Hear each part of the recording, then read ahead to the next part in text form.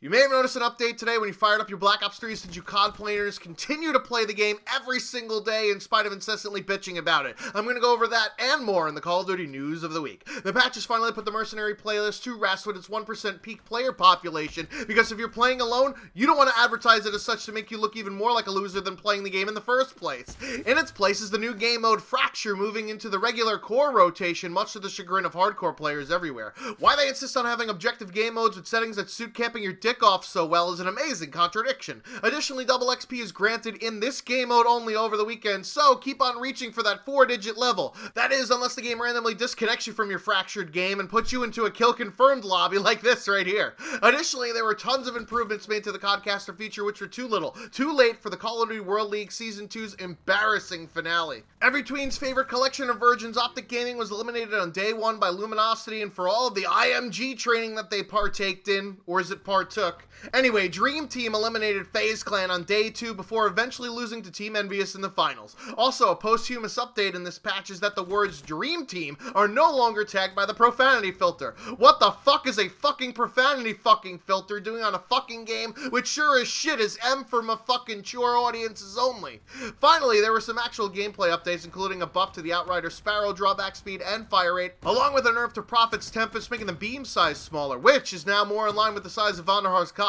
Hopefully you won't be able to be shot through solid walls anymore. And unfortunately, in an unintended side effect for a specialist weapon, the Purifier's ammo count now counts down even while it's not being used, which I think is a bug right here, because isn't the meter supposed to go down only, not the actual ammo counter? Nice testing, guys. And some guns also caught some changes, including nerfs to the SMGs and buffs to the assault rifles, which isn't surprising considering how passive this game is designed to play. The Kuda's range was reduced, as well as a recoil increase to the VMP, with a slight recoil decrease for the Vesper, which once again changed the pro meta for picking an SMG. I guess it's better to do it after the big tournament instead of fucking with the E-athletes right before it. The only AR that got a nerf was the Man of War in the form of both ADS and reload speed reductions.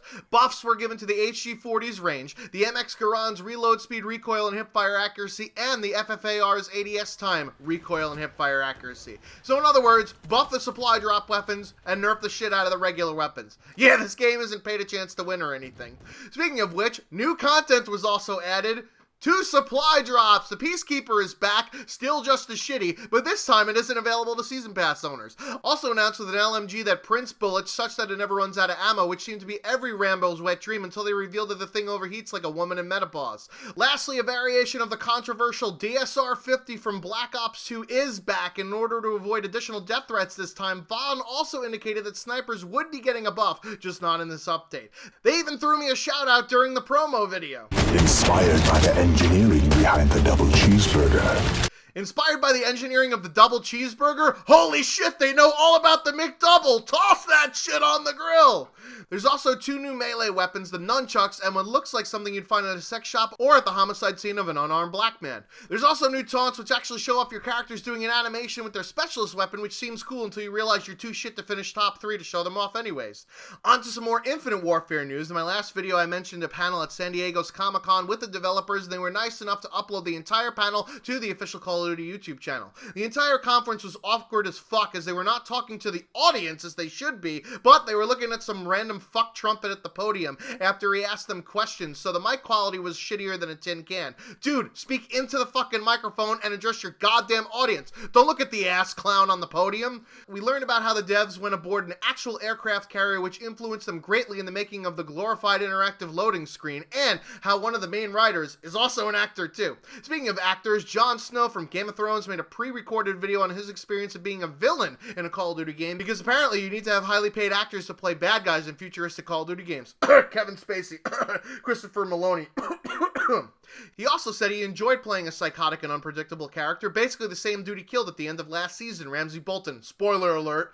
Then we heard from more of the actors that are playing the good guys, including an anecdote about how the girl would always want to eat on set, so they made her a snack bar. Presumably this is the part when she was binging so that she could then purge by how she looked. crooks.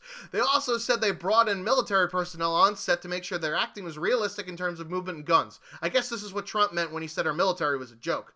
We also got a clip from what seems to be an intro to a mission, which was basically any scene from any sci-fi space movie ever with less uniqueness than a low-level YouTuber's intro. Yeah, I see you just put your name in a fucking template, dude.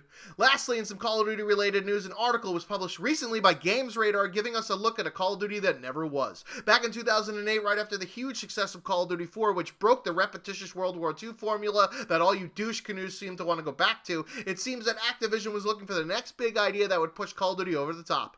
What you're looking at in the background is that proposal called Call of Duty Roman Wars. The game featured battle elephants trampling soldiers, a playable Julius Caesar, and first and third person sword combat. Initially, Activision liked the idea of the game. We used to joke all the time in my live stream about Call of Duty medieval warfare and the kill streaks you could have. The catapult strike, trampling by horses, archers raining from above, and of course the bubonic plague 30 gun streak, or would it be sword streak in that case? And you could bring back Stonehaven as the pre-order bonus map.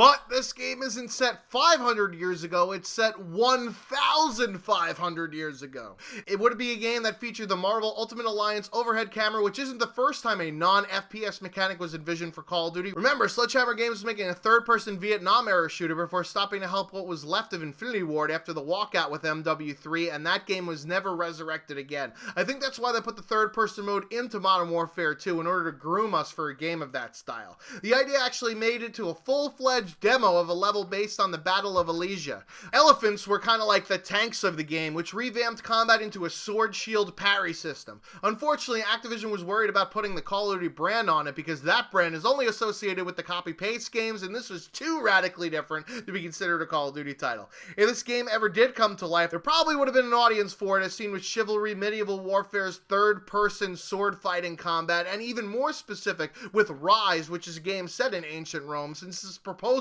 was scheduled for release in 2013. Could you guys imagine the amount of shit flipping that would have happened if this was the next Call of Duty game instead of Infinite Warfare? Do you guys think it would have gotten more or less dislikes? It's hard to tell. I've been the Schwantz27, off like a prom dress. Until next time.